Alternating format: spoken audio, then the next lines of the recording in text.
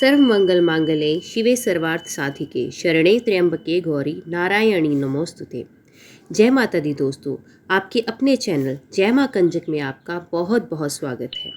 माता रानी की कृपा आप और आपके परिवार पर सदैव बनी रहे। तो दोस्तों, आज नवरात्रि का चौथा दिन है और नवरात्रि के चौथे दिन में माँ कुष्मांडा की पूजा व अर्चना की जाती है। तो आज की वीडियो में आप सुनेंगे माता कुष्मांडा की कथा, उनका प्रिय भोजन, उनके प्रिय वस्त्र और उनकी उत्पत्ति कैसे हुई।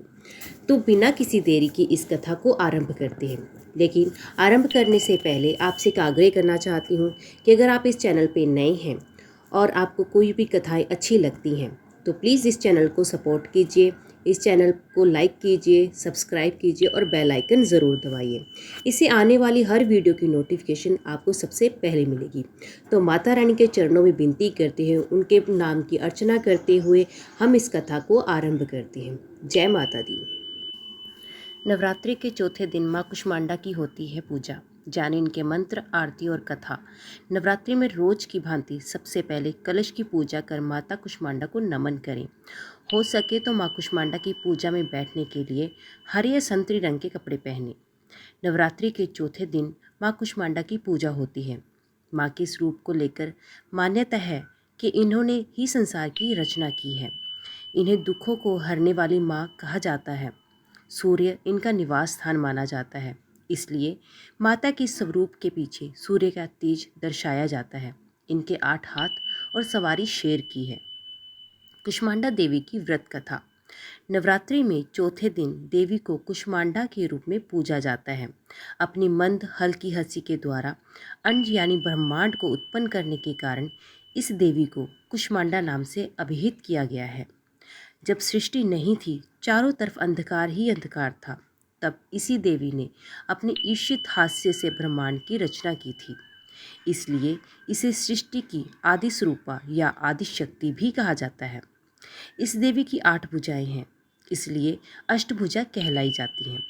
इनके 7 हाथों में कमंडल, धनुष, बाण, कमल पुष्प, अमृतपूर्ण कलश, चक्र तथा गदा है।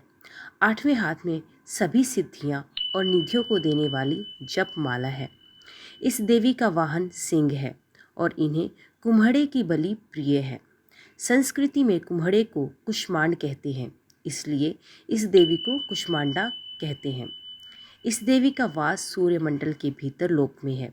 सूर्य लोक में रहने की शक्ति क्षमता केवल इन्हीं में है, इसलिए इनके शरीर की कांति और प्रभा सूर्य की भांति ही है। इनके ही तेज से 10 दिशाएं आलोकित हैं। ब्रह्मांड की सभी वस्तुओं और प्राणियों में इन्हीं का तेज व्याप्त है। अचंचल और पवित्र मन से नवरात्रि के चौथे दिन इस देवी की पूजा आराधना करना चाहिए। इससे भक्तों के रोगों और शोकों का नाश होता है तथा उसे आयु, यश, बल और आरोग्य प्राप्त होता है। ये देवी सेवा और भक्ति से ही प्रसन्न होकर आशीर्वाद देती हैं। सच्चे मन से पूजा करने वाले को सुगमता से परम पद प्राप्त होता है। कैसे देवी का नाम कुष्मांडा पड़ा? कुष्मांडा का अर्थ होता है कुम्हड़ा। माँ दुर्गा असुरों के अत्याचार से संसार को मुक्त करने के लिए कुष्मांडा अवतार में प्रकट हुई। पौराणिक मान्यताओं के अनुसार इन्हीं ने पूरे ब्रह्मांड की रचना की है। ऐसी मान्यता है कि पूजा के दौरान उन्हें कुम्हड़े की बलि दी जाए तो वो प्रसन्न होती हैं। ब्रह्मांड और कुम्हड़े से उनका जुड़ाव होने के कारण वे कुष्मांडा के नाम से विख्यात है। माँ कुष्मांडा के रूप। चेहरे पर हल्की मुस्कान लिए माँ कुष्मांडा की 8 भुजाएं हैं।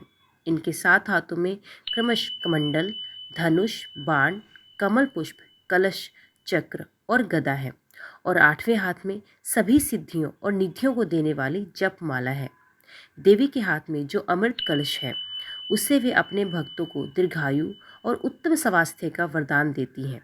माँ कुष्मांडा सिंह की सवारी करती हैं, जो धर्म का प्रतीक है। माँ कुष्मांडा की पूजा विधि। नवरात्रि के चौथे दिन सुबह सवेरे उठकर स्नान कर हरे रंग के वस्त्र धारण करें। माँ की मूर्ति के सामने घी का दीपक जलाएं। अब देवी को हरी इलायची, सौंफ और कुम्हड़े का भोग लगाएं।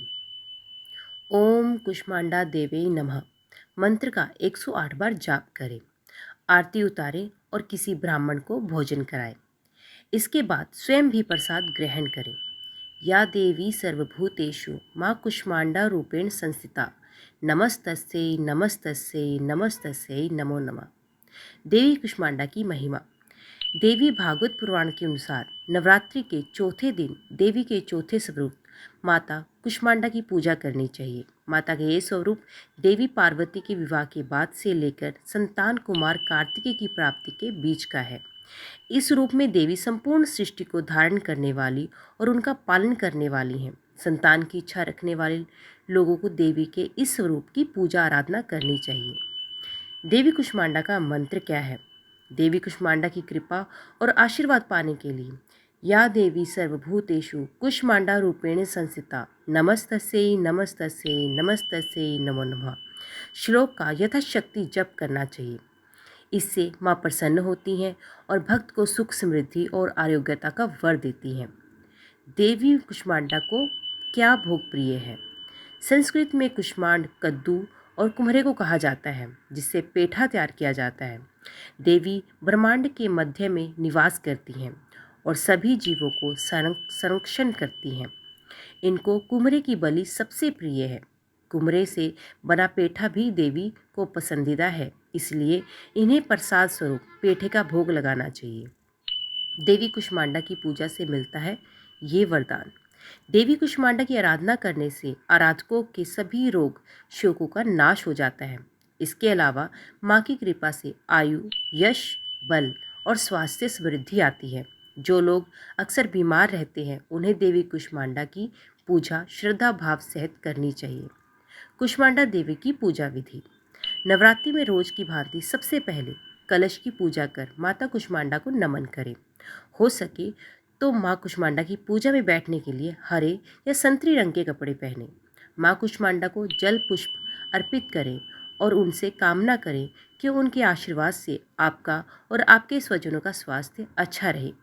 देवी को पूरे मन से फूल, धूप, गंध, भोग चढ़ाएं। इनके भोग में हलवा सबसे शुभ माना जाता है। इस देवी को लाल वस्त्र, लाल फूल, लाल चूड़ी अर्पित करना चाहिए। माँ कुष्मांडा का स्वरूप कुछ ऐसा है। नवरात्रि पर माँ दुर्गा के चौथे स्वरूप कुष्मांडा देवी की 8 भुजाएं हैं। इनके हाथों में कमंडल, धनुष, बाण, कमल पुष्प, शंख, चक्र, गदा और सभी सिद्धियों को देने वाली जपमाला है। माँ हाथ में कलश भी धारण करती हैं, जो सूरा और रक्त से भरा है। पौराणिक मान्यता है कि माँ के इस स्वरूप की पूजा करने से भय से मुक्ति मिलती है। तो भक्तों, यहाँ पे माता कुष्मांडा की कथा समाप्त होती है। अगर आपको ये कथा कहीं पे पसंद आई हो तो वीडियो को लाइक करें और कमेंट बॉक्स में जय माता दी लिख के अपनी हाजिरी ज़रूर लगवाएं। तो मिलते हैं एक अगली कथा के साथ। तब तक के लिए जय माता दी।